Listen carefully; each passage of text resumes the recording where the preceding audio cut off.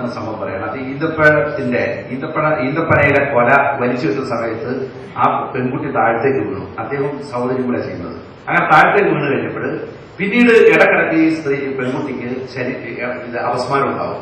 അങ്ങനെ ഒരു പ്രാവശ്യം ഉണ്ടായപ്പോ ആ കുട്ടിയെ നാളോട് സംസാരിച്ചു, നിങ്ങളെ ഈന്തപ്പന കൊല വലിച്ചു കിട്ടിയപ്പോൾ എന്റെ ദേഹത്താണ് വീണ്, അതുകൊണ്ടാണ് എനിക്ക് ഉപദ്രവിക്കുന്നത് പറഞ്ഞു. പിന്നീട് ഒരു ഇടക്കത്തിൽ ആ കുട്ടി മരിച്ചു പോയിരിക്കുന്നു. ഈ സംഭവം അദ്ദേഹത്തിന്റെ പുസ്തകത്തിൽ എഴുതിയിരുന്ന കാര്യമാണ്. ഇത് പറഞ്ഞ ശേഷം ഞാൻ പറഞ്ഞു, നമ്മളിപ്പോ തേങ്ങ ഇടുന്നത് നമ്മൾ കാണുന്നില്ലല്ലോ, എന്തൊരു വാക്കാണ് അവർ പറഞ്ഞത്. അല്ലാതെ തേങ്ങ ഇട്ടാൽ ജിന്നിന്റെ പുറത്ത് വീഴുന്നോ? നമ്മളിതുപോലെ നമ്മുടെ ഇവിടെ ഈന്തപ്പന പല ഉദാഹരണം പറയാനില്ല. എത്രയോ ഞാൻ ജോലി ചെയ്യുന്ന മെഡിക്കൽ ട്രസ്റ്റ് ഹോസ്പിറ്റലിൽ കാഷ്വാലിറ്റി ഞാൻ തന്നെ അഡ്മിറ്റ് ചെയ്തിട്ടുണ്ട്. തേങ്ങ ഇട്ട സമയത്ത് തലയിൽ വീണിട്ട്, മോട്ടോർ സൈക്കിളിൽ പോകുന്ന സമയത്ത് പുറയിൽ നിന്ന ആളുടെ തലയിൽ തേങ്ങ വീണ സംഭവങ്ങൾ, ഇതുപോലെ ഒരുപാട് സംഭവങ്ങൾ ആക്സിഡന്റ് സംഭവിക്കാം. ഇപ്പൊ എന്റെ കയ്യിൽ തന്നെ ഞാൻ വെച്ചിരിക്കുന്ന കുറെ നോട്ട്സ് ഉണ്ട്. അതിന് ഒരെണ്ണം മാത്രം ഞാൻ വായിക്കാൻ, സമയത്തിന്റെ അസൗകര്യമുണ്ട്. ഇവിടെ നമുക്ക് വിഷയങ്ങൾ മുഴുവൻ പറയാനായിട്ട് സമയം കിട്ടിയിട്ടില്ല.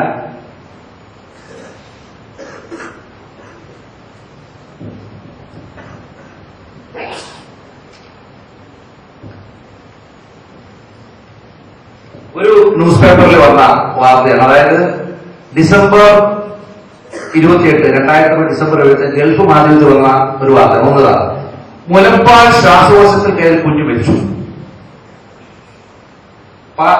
പാലോട് മുലപ്പാൽ കുടിക്കുന്നതിനിടെ ശ്വാസകോശത്തിൽ കയറി പിഞ്ചു കുഞ്ഞു മരിച്ചു. ആളുടെ പേരൊക്കെ പറയുന്നത്.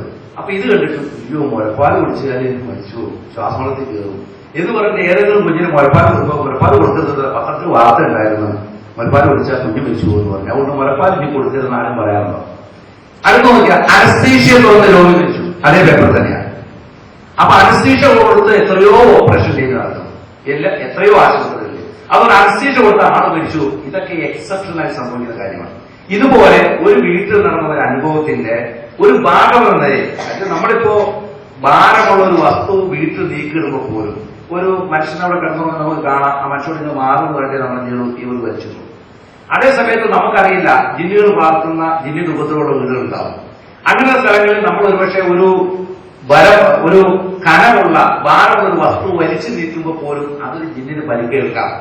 അങ്ങനെ നമ്മുടെ നിത്യജീവിതത്തിൽ നമ്മൾ പ്രതീക്ഷിക്കാത്ത പല പ്രവർത്തനങ്ങളും ജിന്നുകൾക്ക് ഉപദ്രവമാകാം, അവരെ ഉപദ്രവിച്ചേക്കാം. ഇത് നമ്മൾ എന്താ ചെയ്യുന്നത്? ജിന്നുണ്ടോ എന്ന് പറഞ്ഞ് നോക്കിയിട്ടല്ല, നമ്മൾ സദാസമയവും ദിക്ർ ദുആകളാൽ സ്വയം സംരക്ഷിക്കപ്പെട്ടവരാവണം. അപ്പൊ നിത്യജീവിതത്തിലെ ദിക്ർ ദുആകൾ ഈ അദൃശ്യരായ ഈ സൃഷ്ടികളുടെ ഇടയിൽ ജീവിക്കുന്ന നമ്മൾ എത്രമാത്രം ശ്രദ്ധിക്കേണ്ടതെന്ന് പറയാൻ വേണ്ടി മാത്രമാണ് വിഷയം പറഞ്ഞത്. ഇതിനെക്കുറിച്ച് കൂടുതൽ മനസ്സിലാക്കണമെങ്കിൽ ഈ വിഷയത്തെക്കുറിച്ച് മുൻകാലങ്ങളിൽ പഠിച്ച ഒരു പണ്ഡിതനാണ് ഷെയ്ഖുൽ ഇസ്ലാം ഇബ്നു തൈമിയ. അതിനുശേഷം ആധുനിക കാലത്ത് ഈ വിഷയം ഏറ്റവും കൂടുതൽ പഠിക്കുകയും ഈ വിഷയത്തിൽ ഡോക്ടറേറ്റ് ലഭിക്കുകയും ചെയ്ത ആളാണ് ഡോക്ടർ ബിലാൽ ലിബ്സ്. ഡോക്ടർ ബിലാൽ ലിബ്സ് ഡോക്ടറായത് ഈ വിഷയത്തിൽ എക്സോർസിസം ഇൻ ഇസ്ലാം എന്ന് പറഞ്ഞ വിഷയത്തിലാണ് ഡോക്ടറേറ്റ് കിട്ടിയിരിക്കുന്നത്. അതിനുവേണ്ടി അദ്ദേഹം എന്ത് ചെയ്തു? ലോകത്ത് ഇന്നുവരെ നിലവിൽ അവൈലബിൾ ആയിട്ടുള്ള പുസ്തകങ്ങളെല്ലാം പഠിക്കുകയും അതുപോലെ തന്നെ ഈ ലോകത്തുള്ള ചികിത്സകരുമായിട്ട് നേരിട്ട് ചെന്ന് കണ്ട് ഇന്റർവ്യൂ ചെയ്യുക, വരെ അതിലുള്ള കാര്യങ്ങൾ മനസ്സിലാക്കുകയും ചെയ്തു. അദ്ദേഹം എഴുതിയൊരു പുസ്തകമാണ് എക്സോർസിസ്റ്റ് ട്രഡീഷൻ ഇസ്ലാം എന്ന് പറഞ്ഞുകൊണ്ട് ഒരു പുസ്തകം ഷാർജയിൽ നടക്കുന്നുണ്ട്. ആ പുസ്തകം നിങ്ങൾ വായിച്ചു കഴിഞ്ഞാൽ കിണറ്റിൽ തൊട്ടി ഇറക്കുമ്പോൾ ജിന്നിന് പരിക്കേറ്റ കാര്യം, മരത്തിന്റെ ചുവട്ടിൽ കാഷ്ടിച്ചപ്പോൾ ജിന്നിന് ഇഷ്ടപ്പെടാതെ ഉദ്ധരിച്ച സംഗതി, ജിന്നുമായി കൂട്ടിയിടിച്ച സംഭവം, അങ്ങനെ ഒരുപാട് സംഭവങ്ങൾ പറയുന്നുണ്ട്. നമ്മുടെ നിത്യജീവിതത്തിൽ ഒരുപാട് പ്രവർത്തനങ്ങൾ ജിന്നുമായി ഇടപെടുന്ന പ്രവർത്തനങ്ങൾ, അവർക്ക് പരിക്കേൽക്കുന്ന പ്രവർത്തനം ഉണ്ടാകും.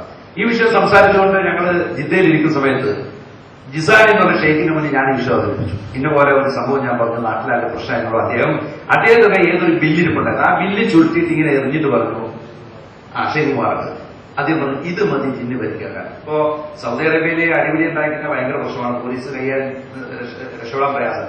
എങ്കിൽ പോലും ഞങ്ങൾ താമസിക്കുന്ന ഒരു അടിപിടി ഉണ്ടായെന്ന് വെച്ചാൽ ഒരാൾ ചായ കുടിച്ച് ഗ്ലാസ് കൊണ്ട് എറിഞ്ഞപ്പോൾ ഒരാൾ മുഖത്ത് കൊണ്ടതാണ് പ്രശ്നം. കാരണം പരിക്കേറ്റിട്ടില്ല, പക്ഷെ ചായ വെച്ച് ഗ്ലാസ് മുഖത്തെറിഞ്ഞതിന് ഒരു വലിയ സംഘർഷം ഉണ്ടായി. സംഘർഷം ഉണ്ടാകുമ്പോൾ അവരുടെ ബന്ധുക്കളെല്ലാം പിന്നെ വലിയ അടിയാണ് എന്ന് പറഞ്ഞപ്പോൾ ഒരു കടലാസ് നമ്മളൊരു ഗുണ്ടയുടെ മുഖത്തേക്ക് എറിഞ്ഞു കഴിഞ്ഞാൽ അയാൾ പ്രതികരിക്കും എന്നതുപോലെ ജില്ലകൾ എന്ന് പറഞ്ഞാൽ ഭയങ്കര പരിക്കൽ സ്വഭാവമുള്ളവരാണ്. അതുകൊണ്ട് അവരോട് ചെയ്ത ചെറിയ പ്രവർത്തനങ്ങൾ പോലും ശക്തമായ രീതിയിൽ അത് പ്രതികരിക്കാൻ ഇടയുണ്ട് എന്നതാണ് അദ്ദേഹം പറഞ്ഞൊരു കാര്യം. അപ്പൊ ഇതെല്ലാം അനുഭവത്തിന് പഠിച്ചിട്ട് ഇപ്പോ ഒരു ഷെയ്ഖിന്റെ പുസ്തകത്തില് അദ്ദേഹം പിശാചിനെ രക്ഷപ്പെടാനുള്ള കാരണങ്ങളായിട്ട് പറഞ്ഞിരിക്കുന്നത് പിന്നെ ഉയരത്തിൽ ചാടുന്ന ബിസ്മിയിലാണ്, ഇരുട്ടിൽ മുറിക്കുന്ന ബിസ്മിയിലാണ്, എന്തെങ്കിലും പാറുകൾ എറിയുന്ന ബിസ്മിയിൽ, അങ്ങനെ ഒരുപാട് പേരുടെ പ്രൊട്ടക്ഷൻ അദ്ദേഹം. ഇതൊക്കെ എന്നാൽ ചികിത്സയിൽ നിന്നുള്ള അനുഭവത്തിന് അടിസ്ഥാനം സത്യം പറഞ്ഞ കാര്യമാണ്. അപ്പൊ ഇതൊന്നും ഒരു വലിയ ഇഷ്യൂ ആയിട്ട് എടുക്കുന്നതെന്ന് വെച്ചാൽ ഈ വിഷയത്തെ കുറിച്ചുള്ള ഇപ്പൊ ഞാൻ തന്നെ ബിസ്മില്ലാ നഫ്സി ബിസ്മില്ലാ അഹ്ലി ബിസ്മില്ലാ ആലിയ ബിസ്മില്ലാ അഹ്ലി എന്നൊക്കെ പറഞ്ഞ് പ്രാർത്ഥിച്ചുകൊണ്ട് ഞാൻ ചികിത്സിച്ചു. അപ്പൊ അതിൽ ഏത് ഖുർആനാണ്, ഏത് ഹദീസാണ്, ഇത് തർജമാക്കാരുടെ ചെയ്യുന്ന മന്ത്രമാണെന്നൊക്കെ പറഞ്ഞുകൊണ്ട് ബഹുമാനായ അബ്ദുൽ സലീം സംസാരിക്കുന്നത് ഞാൻ ശ്രദ്ധിച്ചു. വാസ്തവത്തിൽ ഞാനത് ചില പണ്ഡിതന്മാർ ചെയ്യുന്നത് അനുകരിച്ചതാണ്. പക്ഷെ പിന്നീട് ആ വിഷയം പഠിച്ചപ്പോഴാണ് അത് ഹദീസ് ഗ്രന്ഥങ്ങളിൽ അത് ഇപ്പൊ വേണമെങ്കിൽ അദ്ദേഹത്തിന് കാണിച്ചു തരാൻ സാധിക്കും. ഇതെല്ലാം വളരെ വ്യക്തമായിട്ട് ഇത് തെളിവിന്റെ അടിസ്ഥാനത്തിൽ അത് ചെയ്യുന്നതാണ്. അപ്പൊ നമ്മൾ അറിവില്ലായ്മ അജ്ഞത ഒരിക്കലും എന്താവാൻ പാടില്ല, അത് എടുക്കാൻ പാടില്ല എന്ന് മാത്രമേ ഈ അവസരത്തിൽ ഏതുവരെ സംസാരിക്കുന്നില്ല. ഈ വിഷയത്തില് ഷെയ്ഖുൽ ഇസ്ലാം ഇബ്നു തൈമിയ എഴുതിയ പുസ്തകമാണ്. അദ്ദേഹം പറയുന്നത് ജിന്നുകൾ ഹാജറായി കഴിഞ്ഞാൽ മനുഷ്യന്മാർ ചെയ്യുന്നത് പോലെ നന്മ ഉപദേശിക്കാൻ തിന്മ വിരോധിക്കുക എന്ന് ചെയ്യാതെ അവരോട് ഇസ്തിആനത്ത് ചെയ്യാൻ പാടില്ല. അവർ പറയുന്നത് വിശ്വസിക്കുകയോ അവിശ്വസിക്കുകയോ ചെയ്യാതെ ഒരു മുസ്ലിം ജിന്ന് പറയുന്നത് ഒരു മുസ്ലിമെ കേൾക്കാം എന്നാണ് ഷെയ്ഖുൽ ഇസ്ലാം ഇബ്നു തൈമിയ ഇതിൽ പറയുന്നത്. അതേപോലെ തന്നെ പിന്നെ സൗദി അറേബ്യയിലുള്ള ഷെയ്ഖ് ഇബ്നു ബാസ് ഇരിക്കുന്ന സദസ്സിൽ വെച്ചിട്ട് അവിടുത്തെ മതകാര്യ വകുപ്പ് മന്ത്രി പറഞ്ഞതാണ്, പിന്നെ രണ്ട് ഹാലാണ് ജിന്നുകൾ ഹാജറുണ്ടാവും. ഒന്ന് ഞങ്ങൾ പിന്നെ നന്മ ഉപദേശിക്കാൻ തിന്മ വിരോധിക്കുക, ദൗഹീദ് പറഞ്ഞു കൊടുക്കുക, ശിർക്കിനെ വിരോധിക്കുക. ലീ എന്തുകൊണ്ട് അന്നവും മുക്കല്ലഫ് അവര് മുക്കല്ലഫീങ്ങളാണ്. രണ്ടാമത് ശൈത്തന്മാരുടെ പിന്നെ സ്ട്രോങ് ശൈത്തന്മാരുണ്ടാവും, അതിന് എന്ത് ചെയ്യാ ഇസ്തിആനത്ത് പിന്നെ അള്ളാഹുവിന് അഭയം തേടുക. ഇതിന്റെ വിശദീകരണമായിക്കൊണ്ട് ഷെയ്ഖ് ഇബ്നു ബാസ് ഒന്നുകൂടി വിശദീകരിച്ചതിനെ കുറിച്ച് പറയുന്നത്, പിന്നെ ജിന്നുകൾ ഹാജരാവുന്ന സമയത്ത് അവരോട് ചോദിക്കുക, ഇത് സിഗറാണോ, ഇത് കണ്ണാണോ, മസ്താണോ, എണ്ണാവുന്ന ഇവർക്ക് പോയി ഇത് കാര്യങ്ങളൊന്നും ചോദിക്കരുത്. അവർ ചോദ്യത്തെ അവലംബിക്കരുത്, ചോദിക്കുകയും ചെയ്യരുത്, ചോദ്യത്തെ അവലംബിക്കുകയും ചെയ്യരുത്. പക്ഷെ ചെയ്യേണ്ടതെന്താ, ഇന്നമാ ഇറക്കി അവൻ റുഖ്യ ചെയ്യാണ് ചെയ്യേണ്ടത്. ഇതാ കാല ബിഹിൽ ജിന്നുണ്ടെങ്കിൽ അവരോട് സംസാരിക്കണം. ജിന്നിനോട് വേറെ പറഞ്ഞു കൊടുക്കണം, പതിക്കന് ഓർമ്മ പിന്തുടർത്തി കൊടുക്കണം, ശരീരത്തിൽ നിൽക്കാൻ പാടില്ലെന്നോ അവനെ പിന്നെ ബോധ്യപ്പെടുത്തി കൊടുക്കണം. എന്നിട്ട് ഇറങ്ങി പോകാൻ വേണ്ടി പറഞ്ഞു കൊടുക്കണം. അള്ളാഹുവിന്റെ ശിക്ഷയെക്കുറിച്ച് താക്കീത് പറഞ്ഞു കൊടുക്കണം. അപ്പൊ അങ്ങോട്ട് ജന്മ ഉപദേശിക്ക് തിന്മ വിരോധിക്കുക, അവരെ ഇങ്ങോട്ട് എതിർക്കുകയാണെങ്കിൽ എന്ത് ചെയ്യുക, അതിനെ തടയുക, അത് അടി കൊടുക്കുക. അത് രോഗിക്കും പിന്നെ ലർപ്പു ശരീരത്തിന് എല്ലാവരും എതിർക്കുക. എന്നാൽ ലർപ്പു ശരീരത്തിന് ശക്തമായ അടി എല്ലാവരും എതിർക്കുക. ആ ശക്തമായ അടി അല്ലാത്ത രീതിയിൽ അടിക്കുന്നത് ഇങ്ങനെ കൊടുത്താൽ തന്നെ മതി. ആ അടി അടിക്കുകയും ചെയ്യാതാണ്. ജിന്നുകൾ സംസാരിക്കുന്നവരൊന്നും വിശ്വസിക്കാൻ പാടില്ല. ജിന്നോട് സംസാരിക്കുന്നത് വിശ്വസിച്ച് കഴിഞ്ഞാൽ കഹാനത്തിന്റെ പരിധിയിൽ വരും എന്ന് വരെ ഷെയ്ഖ് അൽബാനിയെ പോലെ ആളുകൾ പറഞ്ഞിട്ടുണ്ട്. മാത്രങ്ങൾ പറയാവോ ഷെയ്ഖ് അൽബാനി വിഷയത്തിൽ പറയുന്നു. ഇപ്പൊ ഈ പുസ്തകത്തിൽ പോലെ ജിന്ന് ഇബ്നു ബാസ് സംസാരിക്കാൻ പാടില്ല എന്നൊക്കെ പറയുന്നുണ്ട് നമ്മുടെ പണ്ടിൽ പറയും. അടുത്തത് സഹോദരന്മാരെ, ഈ ഒരു പുസ്തകം കൂടെ നിങ്ങളെ പരിചയപ്പെടുത്താൻ വിഷയത്തിന്റെ പൂർത്തീർന്നല്ലേ. ഇത് 1997 യൂത പ്രസിദ്ധീകരിച്ച പുസ്തകമാണ്, മനസ്സ് വിലകളും വിധികളും. ഇതിന്റെ ആമുഖത്തിൽ പറഞ്ഞിരിക്കുന്നത് വെച്ചാല് മനുഷ്യ മനസ്സെന്ന അത്ഭുതം കലവറയുടെ പൂട്ടു തുറക്കാൻ ഖുർആനിന്റെയും നിര്വചനങ്ങളുടെയും ചാവി ഉപയോഗിക്കുന്നു ഈ മനഃശാസ്ത്രജ്ഞൻ. ഇത് അവസാനിപ്പിച്ചിരിക്കുന്നത് ഇങ്ങനെയാണ്: മലയാളത്തിലെ ഇസ്ലാമിക സാഹിത്യത്തിനും ഇസ്ലാമിക മനഃശാസ്ത്രത്തിനും അനന്തമായ സംഭാവനകൾ ഈ കൃതി മൂലം ലഭിക്കുമെന്ന് പ്രത്യാശിക്കാം, പ്രാർത്ഥിക്കാം. അപ്പൊ പ്രാർത്ഥനയോടുകൂടി ഇത് യുവത ഇറങ്ങിയിരിക്കുന്ന ബുക്കാണ്. അപ്പൊ ഇങ്ങനൊരു ബുക്ക് ഇവിടെ ഉണ്ടായ ശേഷമാണ് നമ്മളിതൊക്കെ ഈ വിഷയങ്ങൾ സംസാരിക്കാനൊക്കെ ഉണ്ടായ സാഹചര്യം. ഈ പുസ്തകത്തിൽ പറഞ്ഞിരിക്കുന്ന മുഴുവനും കുഫറും നിഷേധങ്ങളും. ഉദാഹരണമായിട്ട് ഒരു ഹദീസ് സംബന്ധമായ ഒരു വിവരം പറയാം. ഇതിന്റെ 30ാമത്തെ പേജിൽ പറയാണ്, കുഞ്ഞിന്റെ ജനിച്ചു വീഴുമ്പോൾ കരച്ചിലിനെ കുറിച്ച് പറയാണ്. ഒരു കുഞ്ഞ് ജനിച്ചു വീഴുമ്പോൾ തന്നെ സംഘർഷവും സമ്മർദ്ദവും അനുഭവിക്കുന്നു. ശാരീരിക പ്രവർത്തനങ്ങളുടെ ആരംഭം സൃഷ്ടിക്കുന്ന ഒരു അജ്ഞാത ഭയത്തിന്റെ മാനസിക ദുഷ്പൂർണമാണ് നവജാത ശിശുവിന്റെ കരച്ചിൽ. ഇവിടെ ഒരു പിശാച് കുത്തും എന്നുള്ള ഹദീസിനെ തള്ളിക്കളഞ്ഞുകൊണ്ട് ഭൗതിക രീതി വിവരിച്ചിരിക്കുകയാണ്. അതിനുശേഷം പിന്നീട് ഇദ്ദേഹം ചെയ്യുന്ന പ്രവർത്തനം മുഴുവൻ ഹിപ്നോട്ടിസമാണ്. ഹിപ്നോട്ടിസമാണ് പ്രധാനപ്പെട്ട ചികിത്സയായിട്ട് പറഞ്ഞിരിക്കുന്നത്. ഇതിന് ആ ഹിപ്നോട്ടിസം ചെയ്യുന്ന സമയത്ത് ഷെയ്ത്താൻ ഹാജറാവൽ അദ്ദേഹം പറയേണ്ടതാ. ഇതിന്റെ 47ാമത്തെ പേജിൽ പറയുകയാണ്, മാനസിക അപകടത്തിന് ശേഷം ജമീലെ ഹിപ്നോട്ടിക് നിദ്രയിലാക്കി. ഹിപ്നോട്ടിസം എന്താണ് എന്നുള്ളത് നിങ്ങൾ മനസ്സിലാക്കുന്ന അമാനി മൗലവിന്റെ സൂറത്തുൽ ബഖറയുടെ പരിഭാഷയിൽ 102ാമത്തെ ആയത്തിന്റെ വ്യാഖ്യാനം വായിച്ചാൽ മതി. ഹിപ്നോട്ടിസം ഷിർക്കാണെന്നും അത് കുഫർ ആണെന്നും അത് സിഹിറിന്റെ ഇനമാണെന്നും എന്നെല്ലാം വളരെ വ്യക്തമായിട്ട് അതിനകത്ത് പ്രതിപാദിച്ചത്. ഇതിൽ പറയാണ്, വിധേയമാക്കിയപ്പോൾ പറയുന്നത് വെച്ചാല് ജമീലെ കൂടെയുള്ള 4 കള്ളന്മാരുണ്ടെന്നാണ്, 4 പേരാണ് ഞങ്ങളുടെ കൂടെ ഉള്ളതെന്ന് പറയാണ്. എന്നിട്ട് 4 പേര് ആരുടെ മണത്തിൽ വ്യാഖ്യാനിച്ചിരിക്കുകയാണ്. എന്താണ്? ഇപ്പോൾ ജമീലയുടെ കൂടെയുള്ള രോഗമാണ്, എന്റെ കൂടെ 4 പേരുണ്ട് എന്നവൾ പറഞ്ഞതിനർത്ഥം തന്റെ രോഗത്തിന് 4 കാരണങ്ങളെന്നാണ്. എന്നിട്ട് 2 പേരെ നിങ്ങൾക്ക് പിടിക്കാൻ കിട്ടും, 2 കിട്ടില്ല, അഥവാ 2 കാരണങ്ങൾ എനിക്ക് പരിഹരിക്കാൻ കഴിയില്ല എന്നും മറ്റു 2 എനിക്ക് പരിഹരിക്കാൻ കഴിയുമെന്നും മറ്റു 2 എനിക്ക് പറ്റില്ല എന്നുമാണ്. എന്റെ മുറിക്കുള്ളിൽ കാര്യവ എന്ന് പറഞ്ഞത് എന്റെ പരിധിയുള്ളവ എന്നാണ്. പിന്നെ റോഡിലുള്ളതെന്ന് പറഞ്ഞത് അഥവാ കൂട്ടുകാരോ കുടുംബക്കാരോ മറ്റു സഹവാസികളാണ്. 4 മരത്തിന്റെ കൂടാണെന്ന് പറഞ്ഞത് ഗൾഫിലുള്ള ഭർത്താവിനെ കുറിച്ചാണ് പറഞ്ഞാണ് വ്യാഖ്യാനിച്ചിരിക്കുന്നത്. ഇത് ഏത് ഖുർആനും ഹദീസും അനുസരിച്ചാണ് വ്യാഖ്യാനം എന്ന് മാത്രമല്ല, ഇന്ന് നമുക്കിവിടെ കാണാൻ സാധിക്കും മദ്യപാനത്തിന്റെ ചികിത്സയായിട്ട് ഇതെന്ന് പറയുന്നത് ഇതിന്റെ 123, 124 പേജുകളിൽ മദ്യപാനത്തിന്റെ ചികിത്സ പറയുന്നുണ്ട്. അതെന്ത് പറയുന്ന 124 പേജ് പറയുന്ന ദുരനുഭവങ്ങൾ. ലഹരി ഉപയോഗവുമായി ബന്ധപ്പെടുത്തി മദ്യപനിൽ ഒരു ദുരനുഭവം സൃഷ്ടിക്കുക. ഉദാഹരണത്തിന് ഛർദി ഉണ്ടാക്കുന്ന ചില മരുന്നുകൾ ചേർത്ത് മദ്യം നൽകുക. മദ്യം ഹറാം കൊണ്ട് ചികിത്സിക്കാൻ എങ്ങനെ ഇസ്ലാമിൽ അനുവദനീയമാകുക? എന്നിട്ട് പിന്നെ സൈക്കോതെറാപ്പി പറഞ്ഞിരിക്കുകയാണ് ഹിപ്നോട്ടിസം. നിങ്ങൾ മനസ്സിലാക്കണം, ഈ ജനത അന്ധകാരത്തിലായിരുന്ന വിഷയത്തിൽ എന്താണ് ഹലാൽ എന്താണ് ഹറാമെന്ന് തിരിച്ചറിയാത്തവരായിരുന്നു.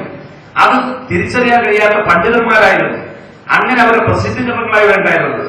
ഇങ്ങനെയുള്ള ഒരു സമൂഹത്തിലേക്ക് ഈ വിഷയം പറഞ്ഞു വന്നപ്പോ ആ വിഷയം പഠിക്കാൻ എത്രയോ പ്രാവശ്യം സൗദി അറേബ്യയിലും മറ്റുമെല്ലാം ആളുകൾ പോകുന്നുണ്ട്, പിരിവിനും മറ്റു കാര്യങ്ങളായിട്ട്.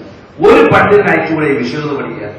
ഇന്ന് വരെ ചെയ്യാതെ ആരെങ്കിലും ഒന്ന് പഠിച്ചു വന്നു കഴിഞ്ഞാൽ അവരെ എങ്ങനെ തേജോധനം ചെയ്യാമെന്ന് ശ്രമിച്ചുകൊണ്ട് ഒരു പണ്ഡിത സമൂഹം നീങ്ങിയാൽ ഈ സമൂഹത്തിന് പിന്നെ എന്ത് വാഗ്ദാനമാണ്? അതുകൊണ്ട് സഹോദരന്മാരെ, ഇവിടെ നമ്മൾ ആരും വിമർശിക്കാറില്ല. ഈ സത്യം മനസ്സിലാക്കിക്കൊണ്ട് ഈ പണ്ഡിതന്മാർ സത്യത്തിന്റെ ബാധകമാണെങ്കിൽ, ഇല്ലെങ്കിൽ ബനി ഇസ്രായേൽ സംഭവിച്ചുള്ള ദുരന്തം നമ്മുടെ സമുദായം സംഭവിക്കാൻ ഇതെല്ലാം കാരണമാണ് എന്ന് മാത്രം ഉണർത്തുകയാണ് ഈ വിഷയം. ഇവിടെ ഒരു ചികിത്സിക്കാൻ വിളിച്ച പണ്ഡിതന്റെ പേര് പറയാമോ? ഇല്ല. ഇത് പണ്ഡിതന്റെ പേര് പറയും, ആളെ പേരൊക്കെ നമുക്ക് പറയാം, പക്ഷെ അയാളത് നിഷേധിക്കണം. ഇപ്പോ ഒരുപാട് പണ്ഡിതന്മാരെ പറഞ്ഞിട്ടുണ്ട്, വിളിച്ച് പറഞ്ഞു വെച്ചിട്ടുണ്ട്, പല പണ്ഡിതരുടെ മുമ്പിൽ ഇരുന്നിട്ട് ചികിത്സ കണ്ടുപോയിട്ടുണ്ടൊക്കെ ഉണ്ട്. ഇതിൽ നിഷേധിച്ച ഒരാളുണ്ട്. പിന്നെ നമ്മളെ സംസ്കൃത ഭാരത് ബൈലക്സ് ഒരു ഇത് പറയുന്നുണ്ട്, പിന്നെ ഞാൻ അവരുടെ ചികിത്സിക്കാൻ പറഞ്ഞിട്ടില്ല. ഞാൻ എന്റെ ഒരു സ്പീച്ചിൽ പറഞ്ഞത് ശംസുദ്ദീൻ ഭാരത് വിട്ട ഒരു കേസ് എടുത്തു വന്നതാണ്. ശംസുദ്ദീൻ ഭാരത് രജിസ്ഥാനത്ത് വിട്ടു. രജിസ്ഥാനി വന്നവിടല്ല, അവർ ഈ രോഗിയുടെ അടുത്ത് വന്നു, ചികിത്സിച്ചു, ഭേദമായി. അൽഹംദുലില്ലാ ഓരോ 10 കഴിഞ്ഞ അവർക്ക് അതിന്റെ ആശ്വാസം കണ്ട് ശംസുദ്ദീൻ ഭാരതിന്റെ ചെന്നിട്ട് കുറെ കാര്യങ്ങൾ പറഞ്ഞു. അപ്പോൾ സംഗതിയോ പറയണ കുഴപ്പമില്ല, പക്ഷേ നമ്മളല്ലാണ്ട് വിമർശിക്കുന്നുണ്ട്. ഇതേ മുമ്പിൽ കംപ്ലൈന്റ് ഉണ്ട്, ചികിത്സയോ ചികിത്സയുടെ വിഷയം പറയുന്നത് ഒന്നും ഒരു രക്ഷപ്പെടാല്ല. അതുകൊണ്ട് ആ പേരെടുത്ത് പറയാൻ കാണിച്ചാൽ ശംസുദ്ദീൻ ഭാരത് വിട്ടു എന്ന് ഞാൻ പറഞ്ഞതാണ്. അങ്ങനെയല്ലേ പറഞ്ഞത്, വിട്ട ഒരു കേസിന്റെ അടുത്ത് എത്തിയിട്ടുണ്ട്. അതാണ്. അപ്പൊ അങ്ങനെ വരെ നിഷേധിച്ച പോലെ പേര് വിളിച്ചു പറയാം. അപ്പൊ അതല്ലാത്ത പണ്ഡിതന്മാരുടെ പേര്, രോഗികളുടെ പേര് നമുക്ക് പറയാം പറ്റൂല. അത് കോൺഫിഡൻസ് അല്ലേ, അത് ചെയ്യുന്നത് ശരിയല്ല. ഇനി എന്തെങ്കിലും ചോദ്യം ഉണ്ടോ? പ്രസ്ഥാനത്തിന്റെ വിഷയത്തിൽ അബദ്ധങ്ങൾ ഉണ്ടായിട്ടുണ്ടല്ലോ. ഇതല്ലാത്ത വല്ല വിഷയങ്ങളും ഉണ്ടോ? ഉണ്ടെങ്കിൽ അങ്ങനെ തിരുത്തേണ്ടി വരുമോ? ഉണ്ട്, തിരുത്തിയേ മതിയോ? ഒരുപാടുണ്ട്, ഉണ്ട്, ഒരുപാട് വിഷയം. നമ്മുടെ ശ്രദ്ധയിൽപ്പെട്ട 70ഓളം വിഷയത്തിലുണ്ട്. ശ്രദ്ധയിൽപ്പെട്ട 70 ചെറുതും വലുതുമായിട്ടുള്ള ഒന്ന് ഇത് തന്നെയാണ്. 2 അസ്മാവ് സിഫാത്തിൽ കാര്യമായിട്ട് നന്ദി പറഞ്ഞ സഹോദരൻ പിന്നെ ഷിയാസോട് സൂചിപ്പിച്ചു. നന്ദി പറഞ്ഞ സഹോദരൻ ഷിയാസ് സൂചിപ്പിച്ചു. പിന്നെ അസ്മാവ് സിഫാത്തിൽ കാര്യമായ തെറ്റുണ്ട്. അതുപോലെ പിന്നെ ഇപ്പൊ ഒരു ഉദാഹരണം പറഞ്ഞ സ്ത്രീകൾക്ക് വീടാണ് ഉത്തമം, സ്ത്രീകൾക്ക് ജുമാ ജമാഅത്തുകൾക്ക് വീടാണ് ഉത്തമം, പള്ളിയല്ല എന്ന്. പള്ളികളേക്കാൾ കൂടുതൽ വീടാണ് ഉത്തമം എന്നുള്ള പിന്നെ സ്കോളേഴ്സിന്റെ ഇജ്മാഉണ്ട്. ഷെയ്ഖ് സ്വാലിഹ് ഹുസൈൻ അതിന്റെ പുസ്തകത്തിൽ ഞാൻ ലോകത്ത് വീട് സ്ത്രീകൾക്ക് പള്ളിയാണ് ഉത്തമം എന്ന്, വീടിനേക്കാൾ ഉത്തമം എന്ന് ഒറ്റ മുസ്തഹബ് വീടാണ്. ഇങ്ങനെ ഒരുപാട് വിഷയത്തില് പിന്നെ അമുസ്ലിങ്ങളായിട്ട് ബന്ധപ്പെട്ട ഏകദേശം ഞങ്ങൾ 70ഓളം പോയന്റുണ്ട്. ഒരുപാട് പോയന്റുകൾ പിന്നെ അബദ്ധങ്ങൾ ഇനിയും ഒരുപാട് സംഗതികൾ തിരിച്ചേണ്ടതുണ്ട്. ഒരു ഉദാഹരണം പറയാണ്. ഇപ്പോ എറണാകുളത്ത് അടുത്തൊരു പള്ളിയില് വടക്കേറ്റിൽ നിന്ന ഒരു ഇമാമ് തറാവീക്ക് കുനൂത്ത് ഓതി. ആദ്യ ദിവസം കുനൂത്ത് ഓതിയ ശേഷം അത് വലിയ പ്രശ്നമായി. അവസാനം അവിടെ പ്രശ്നമായപ്പോ എറണാകുളത്തെ ഇതിന്റെ നേതാക്കന്മാര് സക്കറിയ സലയോട് ചോദിച്ചു ഇതിനെക്കുറിച്ച്. അപ്പൊ സക്കറിയ സല പറഞ്ഞു കുനൂത്ത് സുന്നത്താണെന്ന് പറഞ്ഞു. അവസാനം അവിടെ തീരുമാനമുണ്ടായത് ഏതായാലും നമ്മൾ ഇത്രയും കാലം നടത്താതെ ഇനി നടത്തണ്ട എന്ന് പറഞ്ഞുകൊണ്ട് അവര് തീരുമാനിക്കുകയും കുനൂത്ത് നടത്താൻ പാടില്ല എന്ന് പറയിച്ചു.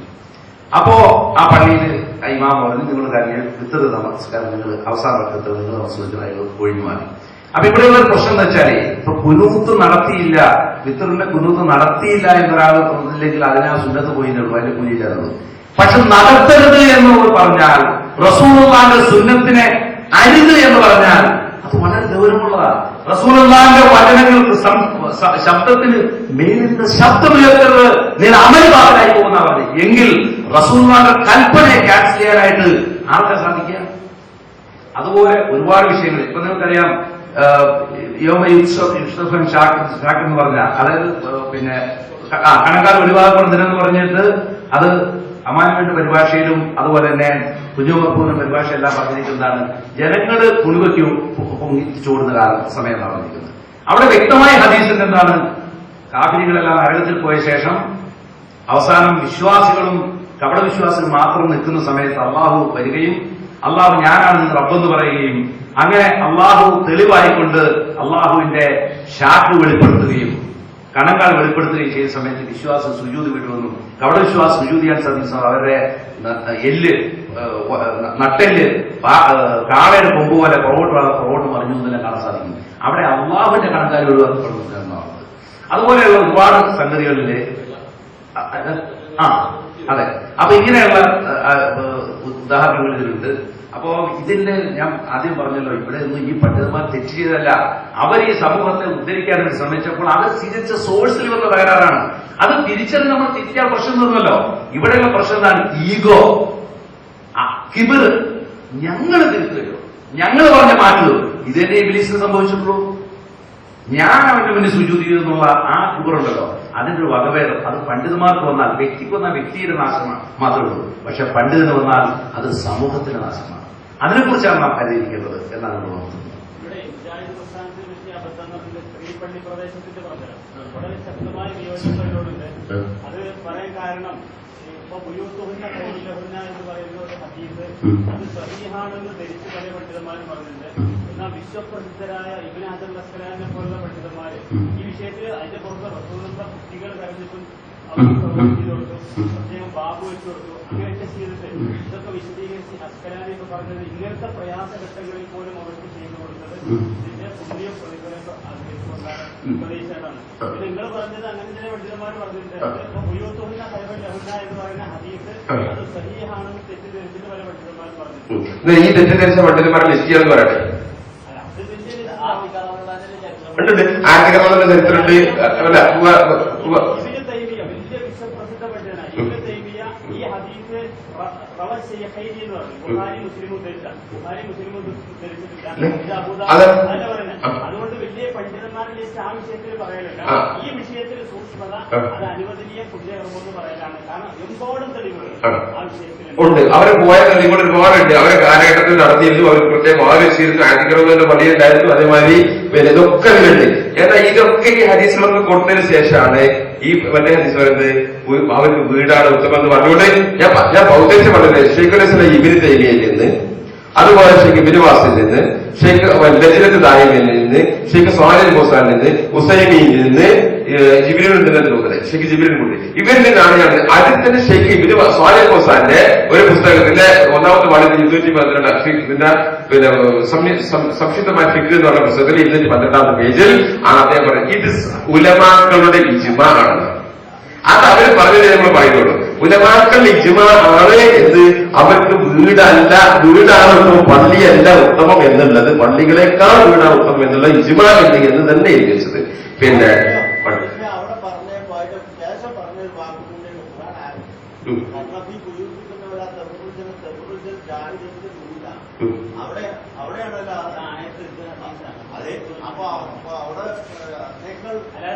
ഈ ഹദീസ് വ്യാപകമായി തെറ്റിദ്ധരിച്ചു. ഞാൻ പറഞ്ഞത് ഇബ്നു തൈമിയ പറഞ്ഞു റവശൈഖൈനി ബുഖാരി മുസ്ലിം ഉദ്ധരിച്ച ഹദീസാണ്. അതേപോലെ ഇബ്നു ഹജർ അസ്ഖലാനിക്ക് പോലും അങ്ങനത്തെ പിന്നെ ഇത് ബുഖാരി മുസ്ലിമിലുണ്ട് ഇബ്നു തൈമിയ പറഞ്ഞപ്പോ ഇബ്നു തൈമിയക്ക് തെറ്റുപറ്റിയിലാണെന്ന് പറഞ്ഞത്. ഇബ്നു തൈമിയ ബുഖാരി മുസ്ലിമിലുണ്ട് എന്ന് പറഞ്ഞാലല്ല മറ്റേ അബൂദാബിൽ ഇല്ലാതെ പറഞ്ഞു. ഞാൻ ചോദിക്കുന്നത് അതുകൊണ്ട് ഈ ഹദീസ് ഇല്ലാതില്ലല്ലോ. ഈ വിഷയത്തിൽ ഒരു അബദ്ധം പറ്റി. വലിയൊരു ഉദാഹരണമാണ് തറാവീഹ് റക്അത്തുകളുടെ എണ്ണത്തില് ഒരു ഹദീസിന്റെ വ്യാഖ്യാനത്തിൽ ഒരു വിഭാഗം പണ്ഡിതന്മാർക്ക് പറ്റിയ ഒരു അബദ്ധം. അത് വ്യാപകമായി എന്നാൽ വളരെ സൂക്ഷ്മത പാലിക്കുന്ന പണ്ഡിതന്മാർ ഈ വിഷയത്തിൽ ആയിഷ ബീവിന്റെ കാര്യങ്ങളൊന്നാണ് ഈ പറഞ്ഞിരിക്കുന്നത്. അതാണ് അതിന്റെ സൂക്ഷ്മതന്റെ ഭാഗം. 8-3-11 ഏറ്റവും നല്ലത്. എന്നാൽ 20 സ്കിൽക്കുന്ന ഒരാളെ വിധിയാണെന്ന് പറയുന്നതാണ്. അത് വ്യാപകമായി പണ്ഡിതന്മാർക്കിടയിൽ അഭിപ്രായ വ്യത്യാസം കൊണ്ട് അത് വിദഗ്ധാന്ന് ഖണ്ഡിതമായി പറയണമെന്നുള്ള വേറെ ചർച്ച. പക്ഷെ ഇതതുപോലെയല്ല. ഈ സ്ത്രീ പള്ളി പ്രവേശം വലിയ പണ്ഡിതന്മാർ, അതുപോലത്തെ വലിയ പണ്ഡിതന്മാർ ഇതിനെപ്പറ്റി നൂറുകണക്കിന് ഹദീസുകൾക്ക് ശർഅ ചെയ്തത് അവരൊക്കെ പറഞ്ഞത് ഇത് അനുവദനീയാണ്. അനുവദനത്തിലല്ലല്ലോ നമ്മൾ ഞാൻ പറഞ്ഞ മുസ്തഹബാണ്, ഹറാമാണോ? ഹറാമുമല്ല, അനുവദനീയമാണ്, ജായിസാണ്. പക്ഷെ അവർക്ക് വീട് മുസ്തഹബ് പള്ളിയിൽ അനുവദനീയാണ്, പള്ളിയിൽ വേണമെന്നുള്ളതാണ്. അത് എങ്ങനെയാണ് അത് ശക്തമായ നമ്മൾ വാർത്തകൾ നടത്താൻ അത് നമ്മൾ നോക്കേണ്ടിരുന്നല്ലോ ഇൻഷാല്ലാ. അത് അവിടെ അവർ കേട്ടിട്ടുണ്ടോ? പിന്നെ ഈ ശരിക്കും സ്വാലി ഞങ്ങൾ കോണ്ടാക്ട് ചെയ്യും. എന്നെ കൂടി ഉണ്ടാക്കാൻ പറ്റുമല്ലോ. എനിക്ക് ഇത് വേണം. നിങ്ങൾ മൊബൈൽ എന്താ ഞാൻ മൊബൈൽ നമ്പർ വന്നാൽ ഞാൻ 9037 111 045.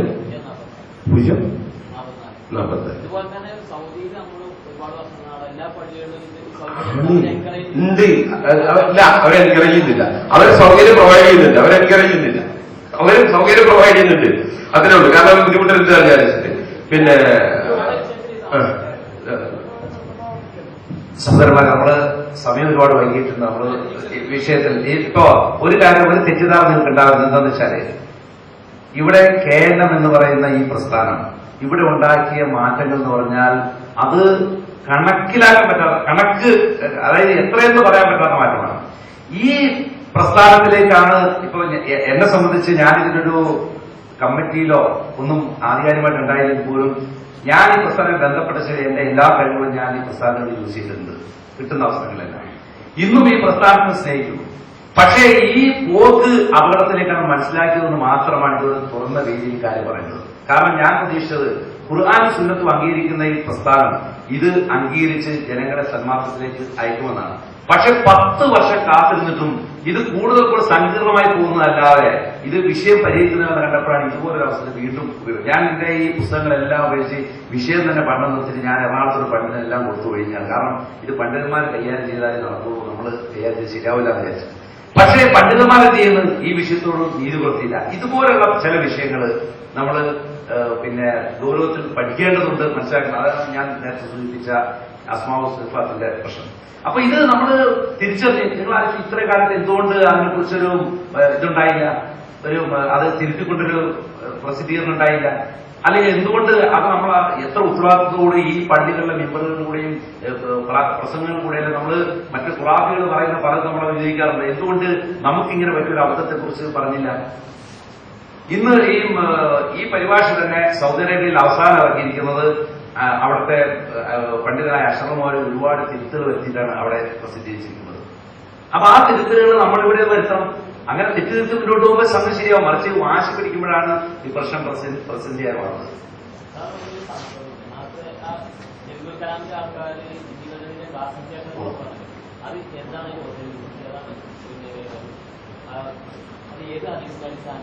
അത് ഹദീസാന്ന് പറഞ്ഞില്ലല്ലോ. ഭാഷാ പണ്ഡിതന്മാര് ജിന്നുകളെ പലതായി ക്ലാസിഫിക്കേറ്റ് ചെയ്തത്. ഹദീസിലുള്ള ക്ലാസിഫിക്കേഷൻ എന്താണ്? ചിറകുള്ള പറന്നു പോകുന്നത്, നായിന്റെ പാമ്പിന്റെ രൂപത്തിലുള്ളത്, പിന്നെ സ്ഥിരവാസക്കാരും നാടുകളിലായിട്ടുള്ള ഇങ്ങനെയുള്ള ക്ലാസിഫിക്കേഷനാണ് ഹദീസിലുള്ളത്. മറിച്ച് ഭാഷാ പണ്ഡിതന്മാരെ ഇവയെ തരംതിരിച്ചതാണ്. പിന്നെ സാധാരണ ഇതിന്റെ ജിന്നെന്ന് പറയും, പിന്നെ വീടുകളിൽ പാർക്കുന്ന ആമിർ എന്ന് പറയും, അതുപോലെ കുട്ടികളിൽ കൂടുന്ന അർവാഹ് എന്ന് പറയും, മനുഷ്യരെ ഉപദ്രവിക്കുന്ന ഷെയ്ത്താൻ എന്ന് പറയും, അതിന് ശക്തി കൂടി ഇഫിരിത്ത് എന്ന് പറയും. ഇത് ഭാഷാ പണ്ഡിതന്മാർ ഇൽമുൽ കലാമിന്റെ ആള് പറഞ്ഞതാണ്, ഹദീസാണ്.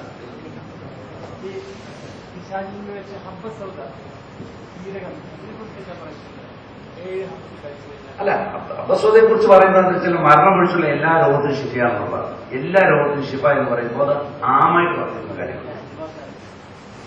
ഇനിയിപ്പോ ഇന്ന് ആധുനിക ശാസ്ത്രം അതിനെക്കുറിച്ച് പഠനം നടത്തിയിട്ട് എത്രയോ പിന്നെ പദാർത്ഥങ്ങളാണ് ഇത് കണ്ടെടുത്തിട്ടുള്ളത്.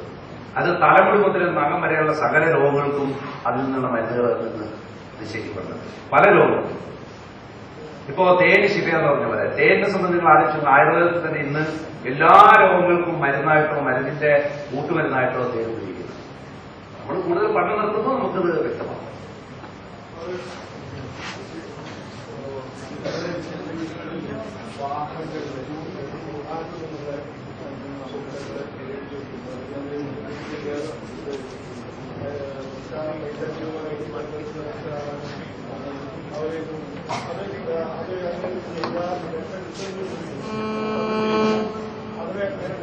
അതായത് ഇപ്പൊ വീടുകൾ നമുക്ക് ഓർക്കാൻ വേണ്ടിയിട്ട് അതിൽ നിന്ന് പാഠങ്ങൾ ഉൾക്കൊള്ളാൻ വേണ്ടിയിട്ടും ഉത്ബോധനത്തിന് വേണ്ടിയിട്ട് ഖുർആൻ ആയത്തിൽ എഴുതി വെച്ച് കഴിഞ്ഞാൽ അത് നമുക്ക് പ്രശ്നമില്ല. മറിച്ച് ആ ഖുർആൻ ആയത്തിൽ എഴുതി വെച്ചത് കൊണ്ട് ആ വീട്ടിൽ സന്തോഷം കിട്ടുന്നുള്ളതോ അല്ലെങ്കിൽ വാഹനത്തിൽ എഴുതി തൂക്കിയതുകൊണ്ടോ ഇനി അല്ല ഒരു മുഴുവൻ ഖുർആൻ തന്നെ ആ കാറിന് ഫ്രണ്ടിൽ വെച്ചതുകൊണ്ടോ അതിന് സംരക്ഷണം കിട്ടുമെന്ന് നമ്മൾ തീരുമാനിച്ചാൽ അത് അനുവദനീയമായ കാര്യമല്ല.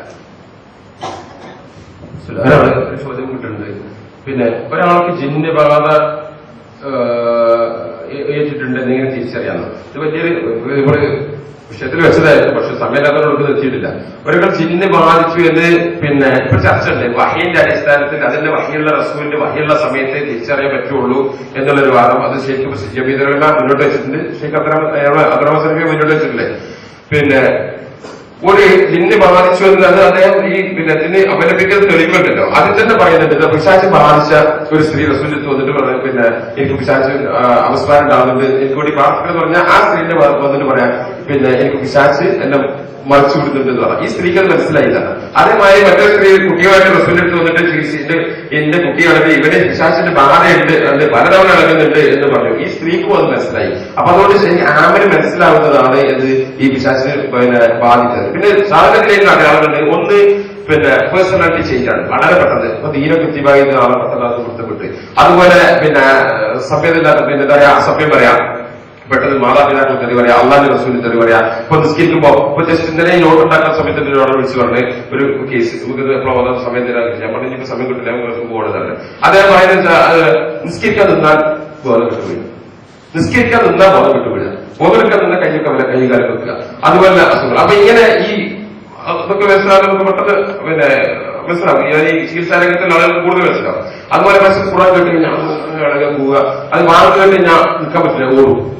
വാങ്ങ് പള്ളിയിൽ വാങ്ങെടുക്കാനായി ഈ വഴിക്ക് കൊടുക്കും, അതിന് ഓപ്പോസിറ്റ് കൊടുക്കും. അതുപോലെ ഇപ്പൊ ഒരു മാസം മുമ്പ് ഒരു കേസ് വന്നത് ഒരു പ്രവർത്തകൻ ഒരു കേരളത്തിലെ പ്രവർത്തകൻ പള്ളിയിലിരിക്കുക. ആ സമയത്ത് അപ്പുറത്തെ പള്ളിയിൽ ഖുർആൻ പരിസരത്തിന് മുന്നേതായിട്ട് അവരെ പോയി അടിച്ചു. എനിക്ക് പോയി കസറുണ്ടാക്കി. അതൊരിക്കൽ സംഭവം കഴിഞ്ഞ് വീണ്ടും വേറൊരു സന്ദർഭത്തിൽ ഇതുണ്ടായി. അപ്പോൾ ഇവന്റെ മൊബൈലിൽ ഖുർആൻ പ്ലേ ചെയ്തോടുകൂടി ഇവന്റെ ഏകദേശം വന്ന് ഓരോ പോയി വിളിച്ചു. ഇങ്ങനെ 3 സംഭവം വന്നപ്പോൾ ഇവരിതെന്താണാവോ എന്ന് വിചാരിച്ചിട്ട് പിന്നെ ആളുകളൊക്കെ പറഞ്ഞപ്പോ ഇവരെന്നെ കാസറ്റ് സീഡിയൊക്കെ കേൾപ്പിച്ച് ഇവർ ഒതുകൂടി ഹാജരായി. നാളെ ജഹന്നം എന്നൊക്കെ പറയുന്ന പദങ്ങൾ കിട്ടുന്ന സംബന്ധിച്ചൊക്കെ ഭയങ്കരമായിട്ട് വയലന്റ് ആവും. അപ്പൊ ഇങ്ങനെ പരിശുദ്ധ ഖുർആനിൽ പിന്നെ ഓരോ സമയത്ത് പ്രത്യേകിച്ച് വയലന്റ് ആവുന്നുണ്ടെങ്കിൽ മനസ്സിലാകും. ചില രോഗങ്ങളുടെ സ്വഭാവം പിന്നെ കേട്ടാൽ തന്നെ അങ്ങനെ തന്നെ തീരുമായിട്ട് തീരെടുക്കാൻ പറ്റൂല, മാതാപിതാക്കൾ തന്നെ പറയാം. പിന്നെ ഒരുപാട് ഉണ്ട്, നമ്മൾ പറയാൻ പറ്റാത്ത രീതിയിലുള്ള അസുഖങ്ങളൊക്കെ ഉണ്ട്. അപ്പൊ ഞാനിത് മൊത്തത്തിൽ പറഞ്ഞെടുക്കാനുള്ളത് സ്ഥിരീകരിക്കപ്പെട്ട ഒരു കാരണവും സ്ഥിരീകരിക്കപ്പെട്ട ഒരു ചികിത്സയും നിങ്ങൾക്ക് ഡോക്ടർമാർ പറഞ്ഞു തരുന്നുണ്ടോ? അതൊരു വർഷം 2 വർഷം ചികിത്സിച്ചു. അങ്ങനെ ചികിത്സിച്ചിട്ട് ഭേദമാകുന്നില്ലെങ്കിൽ നിങ്ങൾ ഇതാണെന്ന് സംശയിച്ചോളൂ. സംശയിച്ചാൽ പോലും നമുക്ക് റുക്യ ചെയ്യാതെ നിങ്ങൾക്ക് റുക്യ ചെയ്യാം, അതുപോലെ നിങ്ങൾക്ക് ആസിഡ് കൽപ്പിക്കാം, അതിന്റെ ചികിത്സകളൊക്കെ ചെയ്യാം. അപ്പൊ അതാണ് സ്ഥിരീകരിക്കപ്പെട്ട ഒരു കാരണവും ചികിത്സയെ ഡോക്ടർമാർക്ക് പറയാൻ പറ്റുന്നുണ്ടോ? അതാണെങ്കിൽ അതല്ലെങ്കിൽ നിങ്ങൾക്ക് എന്ത് ചെയ്യാം, ഇതാണെന്ന് സംശയിക്കാം എന്നാണ് പറഞ്ഞത്.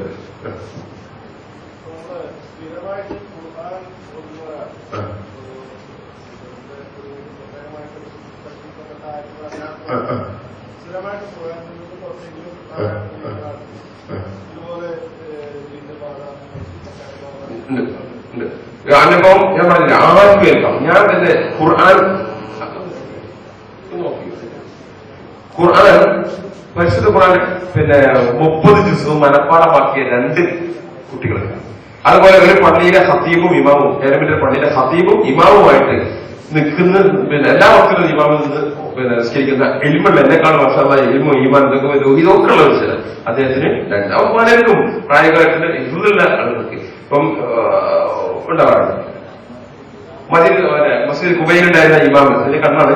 പിന്നെ മസ്ജിദ് കുബൈയിലുണ്ടായിരുന്ന ഇമാം പിന്നെ ഉണ്ടായിരുന്നു. അദ്ദേഹത്തിന് ചുമ കുത്തുമ നടക്കുന്ന സമയത്ത് ഒരു ദിവസം സംഭവം ഉണ്ടായി. അത് വളരെ പറയുന്ന ഒരു വിഷയം. അപ്പൊ ഇരിക്കാൻ ആർക്കുണ്ടാവും, ആ അള്ളാഹുവിന്റെ അറിവും അനുഭവത്തോടുകൂടി ആർക്കുണ്ടാവും. അതില്ലാതിരിക്കാൻ വേണ്ടി നമ്മൾ എന്ത് ചെയ്യുക, അതിനുവേണ്ടിയുള്ള സംരക്ഷണ മുറകളൊക്കെ എടുക്കുക എന്നുള്ളതാണ്. പിന്നെ ഒരുപാട് ആളുകൾ ഈ ഒരു ചികിത്സയുടെ ഒരു വീഡിയോ ക്ലിപ്പ് കാണിച്ചു ചോദിച്ചിട്ടുണ്ട്. ഞാൻ പെർമിഷനുള്ള കേസ് എടുത്തിട്ടുണ്ട്. ഇവിടെ ഒന്ന് ജസ്റ്റ് ഒന്ന് കാണിച്ചു.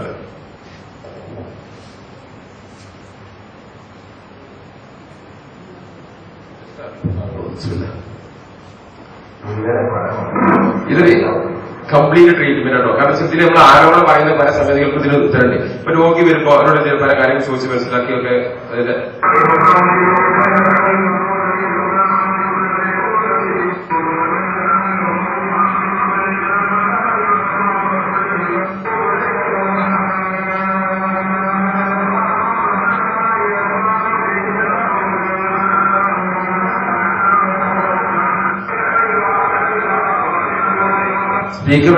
സ്പീക്കർ വെച്ച് ഓതിനെ കുറിച്ച് ഒരു മക്കൾ പറഞ്ഞത് ഒരുപാട് തെറ്റിദ്ധാരണ തിരിച്ചറിഞ്ഞ് നേരം ഉൾക്കൊള്ളുന്ന സംസാരിക്കേണ്ടി വരും. സ്പീക്കർ വെച്ച് ഓതുന്നതുകൊണ്ട് വിരോധമില്ല, പക്ഷെ റുക്കിയ മുബാശിറായിരിക്കണം. അപ്പൊ നേരിട്ട് ചെയ്യാം, മുബാശിറായിട്ട് ഈമാനുള്ള വ്യക്തി മറ്റൊരു വ്യക്തിക്ക് ചൊല്ലിക്കൊടുക്കുക. അപ്പൊ അതിന് അത് ചൊല്ലിക്കൊടുക്കും.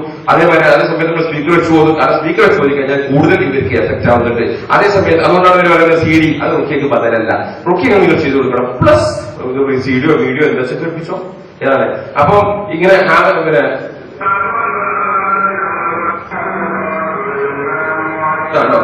ഇപ്പൊ CD കേൾപ്പിക്കുന്നത് ഞാൻ കുറച്ചേരം ഓതിട്ട് ഒത്തു നിർത്തി CD കേൾപ്പിച്ചു കൊടുക്കാം. അതിന് പ്രയാസം കാണിക്കും കേട്ടോ. ഇതാണ് റുക്കിയ നേരിട്ട് ചെയ്യുന്നു. ആ തലയിലേക്ക് ഇങ്ങനെ ഓതി കൊടുക്കുന്ന സമയത്ത് ഭയങ്കര അസ്വസ്ഥത കാണിക്കും.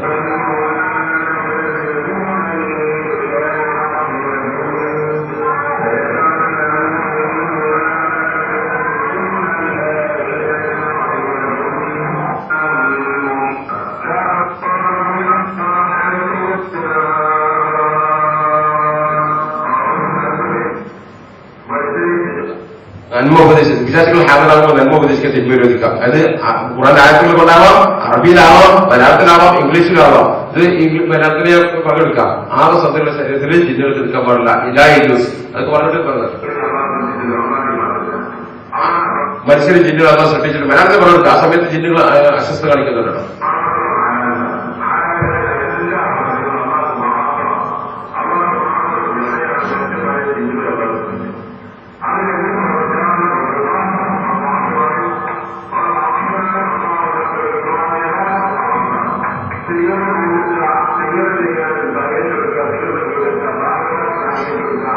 സിഗർ ചെയ്യുക, സിഗറിന്റെ കൂട്ട് നിൽക്കുക, സഹായമാർക്ക് സഹായത്തിൽ നിൽക്കുക. അത് ശിർക്കാണ്.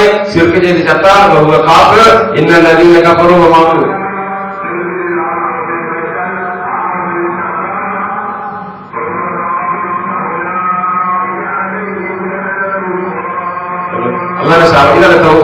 ഭുജ്യത്ത് സ്ഥാപിച്ചു കൊടുക്കല് പ്രശ്നം കുറഞ്ഞ രക്ഷയില്ല. ആയത്തുകൾ അല്ലെങ്കിൽ മലയാളത്തിൽ പറഞ്ഞു കൊടുക്കുക, അല്ലെങ്കിൽ അറബിയുടെ പറഞ്ഞു കൊടുക്കുക, ഒരു പ്രശ്നമല്ല. അപ്പൊ ഇങ്ങനെ ആകുന്ന സമയത്ത് പിന്നെ അറിയി പോകാൻ ശ്രമിക്കുമ്പോൾ രോഗിക്ക് പ്രയാസത്തിന്റെ രീതിയിൽ അടി കൊടുക്കും. നിങ്ങൾ ഏത് അടി കൊടുത്താലും ആ സമയത്ത് ഭയങ്കര പ്രയാസമുണ്ട്. അപ്പൊ സ്ത്രീകളാണെങ്കിൽ നമ്മൾ തൊടൂല, രോഗിന്റെ ആളുകളെ കൊണ്ട് അടുപ്പിക്കും. ഇതാണ് ഇതിലുണ്ട്. പിന്നെ ഞാൻ പറഞ്ഞത് പിന്നെ പിശാച് ബാധിച്ച ഒരാൾക്ക് ചികിത്സിക്കുക എന്നുള്ളത് ഹാസാണ്, റസൂലിന് മാത്രമേ ചെയ്യാൻ പാടുള്ളൂ. കാരണം പിശാച് ബാധുള്ളത് റസൂലിന് മാത്രമേ തിരിച്ചറിയുള്ളൂ എന്ന് ഇത് അബ്ദുൽ വാദാണ്. ഞാൻ ആളുകൾക്ക് പെട്ടെന്ന് മനസ്സിലായിമാണ് കൊടുക്കുന്നത്. അദ്ദേഹം സൗദി അറേബ്യയിലെ ലജ്നത്ത് ദായിമയിൽ നിന്ന് ഒരു ഫത്വ വാങ്ങുകയാണെങ്കിൽ ഇത് റസൂൽ കൊണ്ട് മാത്രമേ ചികിത്സിക്കാൻ പാടുള്ളൂ. പരിശുദ്ധ ഖുർആൻ ഓതുക, എന്നിട്ട് ജിന്നുകൾ ഹാജരാകുമ്പോൾ നന്മ ഉപദേശിക്കുക, തിന്മ വിരോധിക്കുക. അതുപോലെ പിന്നെ ഇറങ്ങിപ്പോകാൻ വിസമ്മതിച്ചാൽ രോഗിക്ക് പ്രയാസമില്ലാത്ത രീതിയിൽ അടിയും കൊടുക്കുക എന്നുള്ളത് ആ ചികിത്സ, അതാണ് അനുസൃതമായിട്ടുള്ള ചികിത്സ. ആ ചികിത്സ റസൂലിന് മാത്രമേ ചെയ്യാൻ പാടുള്ളൂ, റസൂലിന് ഹാസാണ് എന്ന് ലജ്നത്ത് ദായിമിന്റെ ഒരു ഫത്വ വായിച്ചാൽ 70,000 സൗദി റിയാൽ കൊടുക്കാം. ഈ സൗദി അറേബ്യ 70,000 കണക്കെന്താന്ന് പറഞ്ഞുകൂടെ അറിയാം. ഇപ്പൊ ഇവിടെ പറയുന്നില്ല, സമയം പറയും വേണ്ട. എല്ലാവരും പറയാം. അത് ഗൂഗിളിൽ കയറിക്കണ്ടേ Saudi Arabia 70,000 cancer Saudi Arabia 70,000 അടിച്ചാൽ ഇത് കിട്ടും. മനസ്സിലല്ലേ? അപ്പൊ അങ്ങനെ ഒരു ഓഫർ കൊടുക്കുക. അതെന്ന് വെച്ചാല് ഇമ്പോസിബിൾ, അതിന് കിട്ടൂല. പിന്നെ ഞാൻ ഒരുപാട് നേരം വെളുപ്പിട്ട് വരെ കാണിക്കാം. പിന്നെ ഇതിന്റെ പിന്നെ നമ്മള് ഈ കുറെ ബുക്കുകളുണ്ട്. ഇപ്പൊ ഡോക്ടർ സക്കീറിന്റെ പ്രബന്ധം ഈ ജമിയത്ത് ഉലമയുടെ പുസ്തകത്തിന് എതിരെ എഴുതിയ പുസ്തകം, ഞാൻ പറഞ്ഞു പേരൊന്നും കാണിക്കാതെ ആ പുസ്തകം, ഷെയ്ഖ് ബിനുവാസിന്റെ ഈ പുസ്തകം, അതുപോലെ ഉള്ള മെറ്റീരിയൽസ് നമുക്ക് കേരളത്തിൽ വ്യത്യസ്തമായ സ്ഥലത്ത് എത്തിക്കാൻ വേണ്ടിയിട്ട് ഒന്ന് ചാവക്കാട് ഈ അഡ്രസ് കോൺടാക്ട് ചെയ്താൽ മതി. പിന്നെ നാളികരുണ്ട്, അതേപോലെ തലശ്ശേരിയുണ്ട്, വേറെ പിന്നെ മഞ്ചേരി പണികളൊക്കെ ഏൽപ്പിച്ചിട്ടുണ്ട്. ഞങ്ങൾ കോൺടാക്ട് ചെയ്യാൻ ഈ അഡ്രസ് തരാം. അവരുടെ ആളുകൾക്ക് അവിടുന്ന് ഫോട്ടോകോപ്പി കാര്യങ്ങളും കിട്ടാനായിട്ട്. ഇനി എന്തെങ്കിലും ചികിത്സക്ക് പൈസ വാങ്ങാൻ പറ്റും. ചികിത്സക്ക് പൈസ വാങ്ങുന്നത് ജായിസാണ്. മുസ്ലിം അയിമത്തിൽ ഒരാൾ തന്നെ അതിനെ ഇൻകാർ ചെയ്തിട്ടില്ല എന്നതാണ് ഷെയ്ഖ് ഇസ്ലാം ഇബ്നു തൈമിയ്യ. കാരണം റസൂലിനെ ചെയ്തിട്ടുണ്ട്, റസൂൽ ചെയ്ത സഹാബിമാര് പ്രതിഫലം വാങ്ങിയതിൽ നിന്ന് റസൂല് ഷെയർ വാങ്ങിയിട്ടുണ്ട്, സഹാബിമാര് പ്രതിഫലം വാങ്ങിയത് റസൂല് അംഗീകരിച്ചിട്ടുണ്ട്. അതുകൊണ്ട് ഒരാളെ ഇൻകാർ ചെയ്യുന്നില്ല. എന്നാൽ സ്പോൺസർ പറയുന്നത് നിങ്ങൾ ഒരു പ്രതിഫലം നിശ്ചയിക്കേണ്ട, നിങ്ങൾ പ്രതിഫലിച്ച് അള്ളാഹുവിന്റെ വജ്ജ് ഉദ്ദേശിച്ചുകൊണ്ട് ചെയ്തു കൊടുക്കുക. ഇനി രോഗികളെല്ലാം നിങ്ങൾക്ക് തൃപ്തിപ്പെട്ട് തന്നാൽ നിങ്ങൾക്ക് എന്ത് ചെയ്യാം, അത് നിങ്ങൾക്ക് ഇഷ്ടപ്പെട്ടൊന്ന് സ്വീകരിച്ചോ. അതിന് ആ സ്വീകരിക്കുന്നത് പോലെ നിങ്ങൾക്ക് രോഗിക്ക് പ്രയാസമില്ലാത്ത രീതിയിൽ സ്വീകരിച്ചോ. അതുകൊണ്ടാണ് നമ്മളൊന്നില്ല ഒരു പ്രതിഫലം ഇഷ്ടപ്പെട്ടവരുണ്ട് ചെറുപ്പത്തിൽ വരും. ആ തിരുന്നേപ്പം വെച്ചാല് നമ്മള് ഈ പിന്നെ അവർക്ക് കൊടുക്കുന്ന CD ബുക്കും ചിലപ്പം ഇതിലൊക്കെ കൊടുക്കും, അതിന് തോന്നിക്കാനുണ്ടാവുള്ളൂ. അതുപോലെ പക്ഷെ പ്രതിഫലം നിശ്ചയിക്കുന്നത് ജായിസാണ്. എന്നാൽ അതില്ലാതെ ചെയ്തു കൊടുക്കുന്നതാണ് നല്ലത്.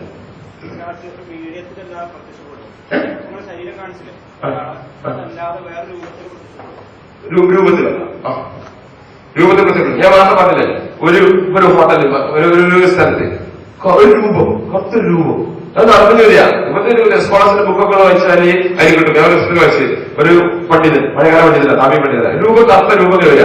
അപ്പൊ ഇയാളെ ചെയ്ത് പേടിച്ചില്ല. അള്ളാഹു ലാ ഇലാഹ ഇല്ലാ ഹുവൽ ഹയ്യുൽ ഖയ്യൂം. അപ്പൊ ശൈത്താൻ ഒന്നും കിട്ടും. അള്ളാഹു ലാ ഇലാഹ ഇല്ലാ ഹുവൽ ഹയ്യുൽ ഖയ്യൂം വേദാനണ്ട ചൊല്ലി കൊടുക്കുക. അള്ളാഹു ലാ ഇലാഹ ഇല്ലാ ഹുവൽ ഹയ്യുൽ ഖയ്യൂം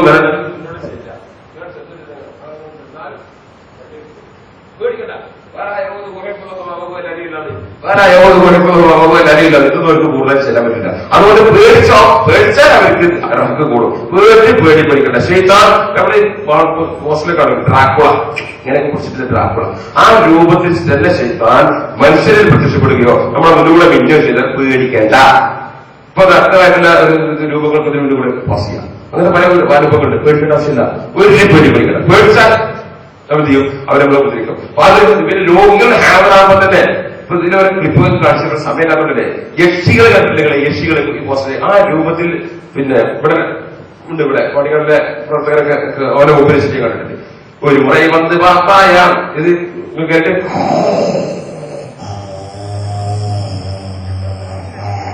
അങ്ങനെ ഇങ്ങനെ തന്നെ വന്നിട്ടുണ്ട്. ഇങ്ങനെ വന്ന് ഇവിടെ എന്റെ പല്ലുണ്ടെങ്കിൽ അത് കാണുന്ന രീതിയിൽ ഇങ്ങനെ ആ വലിയുണ്ട്, അത് പ്രത്യേക രീതിക്ക് വരും. ഇങ്ങനെ വലിച്ചിട്ട് വരും. വരും ആ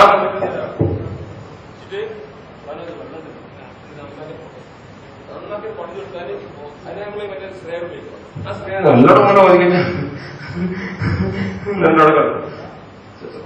ഇഷ്ടംപോലെ അതേ രൂപത്തിൽ വല്ല ബേസില്ല ക്ലിപ്പ് ഇന്റത് സ്ത്രീകളെ മുഖാലും കാണിക്കാൻ പറ്റില്ല. പിന്നെ ജോർദാന്റെ ആശിർഖാന്റെ ജില്ലയിലൊക്കെ മുമ്പത്തെ ക്ലിപ്പിലൊക്കെ കാണിച്ചിട്ടുണ്ട്. അത് ഉണ്ടാവും അങ്ങനത്തെ ഏതിൽ അതിനൊന്നും ഭയപ്പെടില്ല. ഞാൻ പറഞ്ഞില്ലേ, നിങ്ങൾ പിന്നെ ദീന് ഇത്തിബാ ചെയ്ത് ഹറാമ് ചെന്ന് ചാടിയോ ഒരു പിടിക്കും. അതുകൊണ്ട് ഹറാമ് ചാടാതെ ദീന് ഇത്തിബാ ജീവിച്ചാൽ ഇൻഷാല്ലാഹ് വരില്ല, അങ്ങനെ കാണുന്നുണ്ടാവും. അതുകൊണ്ട് ഒരു ഫൈലില്ല.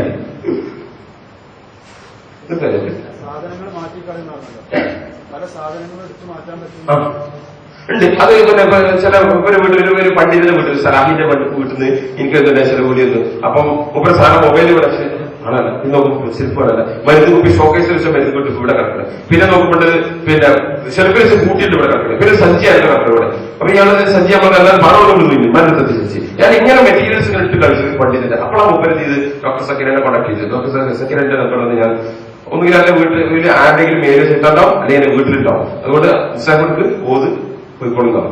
ഓതി പിറ്റേന്ന് ഉപദ്രവം കൂടി. അത് ഞാൻ എന്റെ ഫാദറും പിന്നെ നമ്മുടെ നാട്ടിലെ ചെക്കനുണ്ടായിരുന്നു, നമ്മുടെ പണിക്കാരുടെ ചെക്കൻ. ഞങ്ങൾ മൂന്നാമത് ചെന്ന് ഉറവ് വെള്ളം കളിച്ചത്. അപ്പൊ തന്നെ മരുന്ന് ഞങ്ങളുടെ അടിയിലെ ബാക്കിലുണ്ട് മരുന്ന്. അപ്പൊ വെജിറ്റബിൾസ് കളിക്കും. അവിടെ അവന്റെ വീട്ടിൽ ഞാൻ പറഞ്ഞ സീഡിങ് കാസറ്റ് കുട്ടികളൊക്കെ ഈ സീഡ് എന്നിട്ട് പ്ലേ ചെയ്ത് കൊടുക്കുക. അവൻ പ്ലേ ചെയ്തു, മക്കളെ കുട്ടി തുടങ്ങി. രാത്രി എന്നോട് നിങ്ങളൊന്ന് തരുവച്ചു. ഞാൻ പറഞ്ഞ് പണ്ഡിതരല്ല, ഞാൻ ഓതി കൊടുക്കണം ചെയ്താണ്. അപ്പൊ ഓതിയത് നിൽക്കണില്ല. അതിനെ ഒരു രാത്രി കൊണ്ടത് ഓതി ഇതിന്റെ 10-45 മിനിറ്റ് ഓതിയപ്പോൾ ഇറങ്ങി ചെയ്തു. പിന്നെ അവസരമായിട്ടില്ല. സാധനങ്ങൾ കളവ് പോയാൽ അങ്ങനെയാണെങ്കിൽ ഇങ്ങനെ ഒരു പറ്റുന്നുണ്ട്. നമുക്ക് കളവ് പോയാൽ എങ്ങനെ ആവാൻ പറ്റുമോ, എങ്ങനെ ആവാൻ പറ്റുമോ? അള്ളാഹ് ആളുകളെ നോക്കി അള്ളാഹൊരു തെളിവില്ലല്ലോ. സാധനം കൊടുത്ത് കളവ് പോയി. അതിപ്പോ കള്ളം കൊണ്ടേതാണോ ജിന്നു കൊണ്ടേതാണോ, ജിന്നു കൊണ്ടേതാണെങ്കിൽ ശരിയത്ത് വശം എന്താണ്, അതിന് കൈ വെട്ടാൻ പറ്റുമോ എന്നൊന്നും നമുക്ക് ഇല്ല. അത് നമുക്ക് അറിയില്ല. പക്ഷെ എന്താ വെച്ചാൽ ഇവിടെ ഒരു സാധനം ഇവിടെ കാണാനല്ല, അത് അവിടെയാണ്. അവിടെ ഷെൽഫിൽ വെച്ച് ഇവിടെ കിടക്കുന്നു, അവിടെ വെച്ച് ഇവിടെ കിടക്കുന്നു. സാധനങ്ങൾ കല്ല് വീഴുന്നു, മഴ ഇങ്ങനെ പെയ്യാ, പുറത്തുനിന്ന് നനഞ്ഞ കല്ല്, ഉണങ്ങിയ കല്ല് വീഴുന്നു വീഴാ. ഇങ്ങനത്തെ സംഭവങ്ങൾ ഉണ്ടാവുമ്പോ നമുക്ക് ചീത്ത പറ്റാൻ മനസ്സിലാക്കി.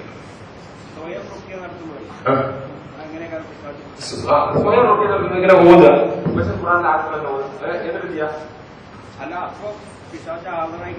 അല്ല അങ്ങനെ കാണുന്ന സമയത്ത് ഗ്യാസിൽ കേട്ടപ്പോ എന്നൊക്കെ പറഞ്ഞു ഇളകിയാല് നമ്മളെടുത്ത് എന്നെ അളവ് നാളെ എടുത്തിട്ട് പറഞ്ഞിങ്ങനെ ഇരിക്കും. പിന്നെ മുഖത്തേക്ക് ഒക്കെ ചെയ്യുള്ളൂ, പിന്നെ ആരെങ്കിലും കൂട്ടിയേ ചെയ്യുള്ളൂ. കാരണം അങ്ങനെ. പക്ഷെ അതുകൊണ്ടൊന്നും എന്തില്ല ഇടകാറാവുന്നില്ല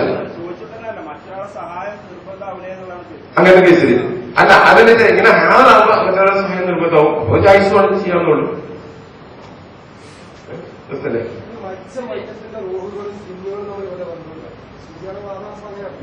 മരിച്ച വയറ്റിന്റെ റോഗം ചെയ്യുന്നത് ഒരു ബന്ധമല്ല. എന്നാൽ ചില ആൾക്കാർ മരിച്ചിട്ടാൻ വേണ്ടിയിട്ടാണ് ഹോമം നടത്തുന്നവരുണ്ട്. നമ്മുടെ നാട്ടിലെ കലാസേ അങ്ങനെ കേട്ടിട്ടുണ്ട്.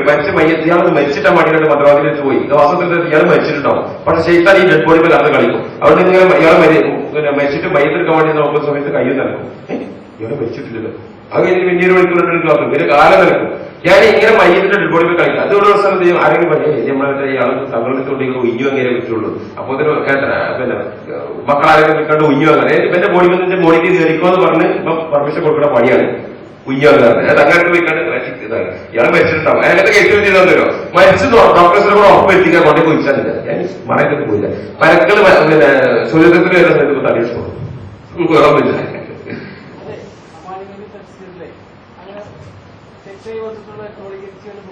ഇല്ലല്ലോ. അല്ല കുറെ ശ്രദ്ധയിൽപ്പെട്ട എടുത്തിട്ടുണ്ട്. നിങ്ങൾ ബന്ധപ്പെടുകയാണെങ്കിൽ ഞാൻ പറഞ്ഞ 70ഓളം പതിനെട്ട് തരാം. ഞാൻ തരാം. ഞാൻ പലർക്ക് കൊടുത്തിട്ടുണ്ട്. സൈറ്റിന്റെ പക്ഷെ സൈറ്റിൽ ആരോ വേറെ സൈറ്റ് സംബടി ഓപ്പണിംഗ് ബാക്ക്ഡോർ തന്നെ ആരോ ബാക്ക്ഡോർ കടന്ന് വേറെ സൈറ്റിലുണ്ട്. നമുക്കൊരു എനിക്ക് പിന്നെ ചേകറിന്റെ മൊത്തമായി കൊല്ലും നേരെ വിളിച്ചു പറഞ്ഞിട്ടുണ്ട്. ഫോണിട്ട് റെക്കോർഡ് 8 iPhone 3035 766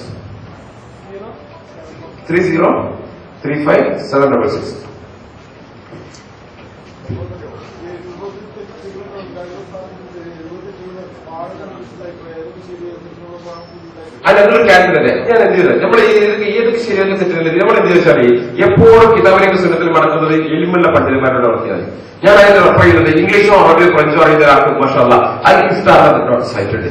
ലജനത്ത് ദായിമയുടെ ഒഫീഷ്യൽ സൗദി അറേബ്യയിലെ പണ്ഡിത സഭയുടെ ഒഫീഷ്യൽ വെബ്സൈറ്റ്. അതിൽ കയറിക്കോ പരിശോധിച്ചോ എല്ലാ വിഷയവും ചർച്ച ചെയ്തു നോക്കിക്കോ.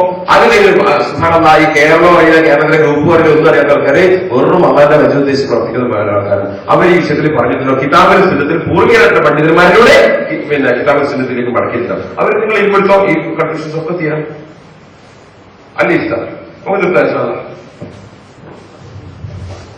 അപ്പൊ സഹോദരങ്ങളെ സുഹൃത്തുക്കളെ അങ്ങനെ പറഞ്ഞു വെച്ചാൽ ഈ സെലഫിയത്തിന്റെ ഇൽമി ജനങ്ങളിലേക്ക് എത്തിച്ചു കൊടുക്കുക. പ്രത്യേകിച്ച് ഈ വിഷയം തടയാൻ വേണ്ടി ശ്രമിക്കുന്ന ആൾക്കാരുണ്ട്. അവർക്ക് അതിന് കൂട്ടുനിന്ന് കൊടുക്കരുത്. ഇതാണ് നിങ്ങളോട് പറയാനുള്ളത്. ربنا تقبل منا انك انت السميع العليم وتب علينا انك انت التواب الرحيم واخر دعوانا الحمد لله رب العالمين والصلاه والسلام على رسول الله وعلى اله وصحبه اجمعين. السلام عليكم ورحمه الله وبركاته.